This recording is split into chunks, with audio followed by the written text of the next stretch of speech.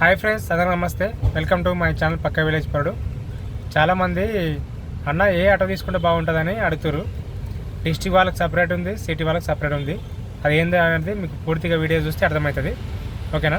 First మనము city వాళ్ళకి చెప్తా.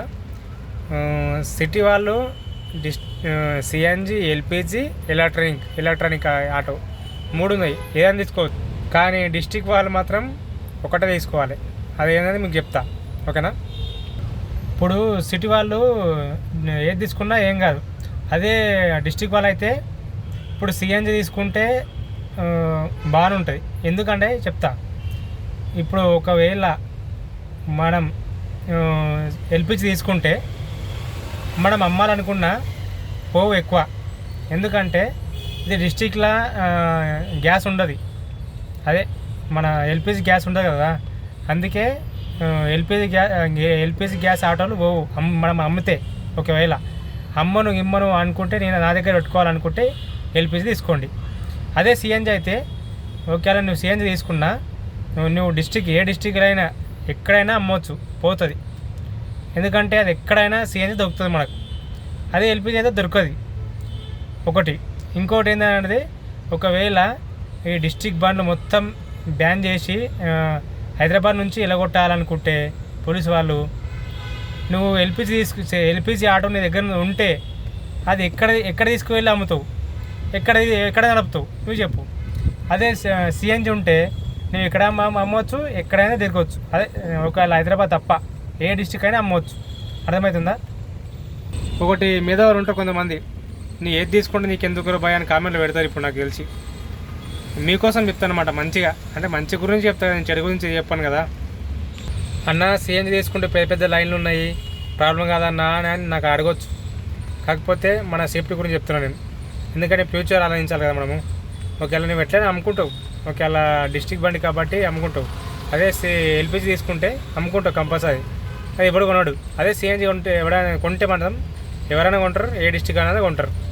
హైదరాబాద్లో నడవకపోతే ఒకవేళ ఇది డిస్ట్రిక్ట్ వాళ్ళకు అంటే డిస్ట్రిక్ట్ ఆటో మనకు పర్మనెంట్ కాదు హైదరాబాద్. ఎందుకంటే ఎప్పుడైనా ఏమైనా జరగవచ్చు. ఎందుకంటే రోజు ఆపిని మనకు రోజు 500, 600 ఫైన్ పడుతుంది. అంటే ఏం చేస్తాం? నడిపిస్తామా? నడపలేము. అవి పడేస్తాము అట్లా. అందుకే కొంచెం ఆలోచించి సిఎన్జి తిప్పలైన కూడా తీసుకుంటే అది ఎప్పుడైనా అమ్మవచ్చు, ఎక్కడైనా అమ్మవచ్చు, మన హైదరాబాద్ తప్ప. హైదరాబాద్ కూడా తీసుకుంటారు అనుకో. కాకపోతే నడవపోతే హైదరాబాద్ నడవపోతే డిస్ట్రిక్ట్ ఆటోలు. ఎల్పిజి ఆటో మంచిదే ఒకవేళ గ్యాస్ రేటు తగ్గితే. కాకపోతే బ్యాన్ చేస్తే ఏం చేయలేం మనం. అదే డిస్ట్రిక్ట్ కొట్లాడుతూ ఉంటారు కదా. ఇప్పుడు ఇంకా 2 సంవత్సరాల తర్వాత కూడా ఒక టైట్ నడిస్తే మనం ఏం చేయలేం.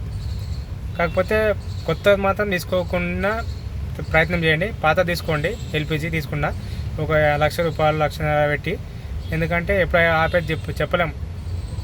ఓకేనా? ఈ వీడియోని యూజ్గా మీకు అనిపిస్తే కామెంట్ చేయండి. ఇంతకుముందు నిన్న ఒక వీడియో చేసిన, ఏది మన గ్యాస్ గురించి.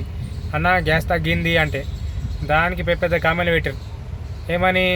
అన్న నువ్వు గ్యాస్ రేటు తగ్గిందని పెడితే రాపిడో వాడు రేటు తగ్గిస్తాడు అన్న. ఎటు తగ్గిస్తాడు అన్న? నేను చెప్తే తగ్గించాడు, నేను చెప్తే పెంచాడు. అలాగా ఇప్పుడు అంతకుముందు గ్యాస్ రేటు పెరిగిందని మస్తు మొత్తుకున్నా, ఒక్కడు కూడా కామెంట్ సూపర్ అని పెట్టలేవు. అదే తగ్గిందని పెడితే నెగిటివ్ కామెంట్ పెట్టారు. అట్లుంటుంది మన మైండ్ సెట్. ఓకేనా? ఈ వీడియో మంచిగా నచ్చితే మాత్రం లైక్ చేయండి తప్పకుండా. ఇక చాలామంది ఆటోలు అమ్మాలనుకుంటున్నారు, అదే బండ్లు కార్లు అమ్మాలనుకుంటున్నారు. నాకు ఒకసారి ఆయాని ఇన్స్టాగ్రామ్లో ఆయాని పెడితే నంబర్ పెడతా, దానికి ఫొటోస్ పెడతా. మీ బండ్లు అయినా మీ ఆటో అయినా షేర్ చేస్తే నా యూట్యూబ్ వల్ల షేర్ చేస్తా. ఓకేనా? Thank you. బాయ్.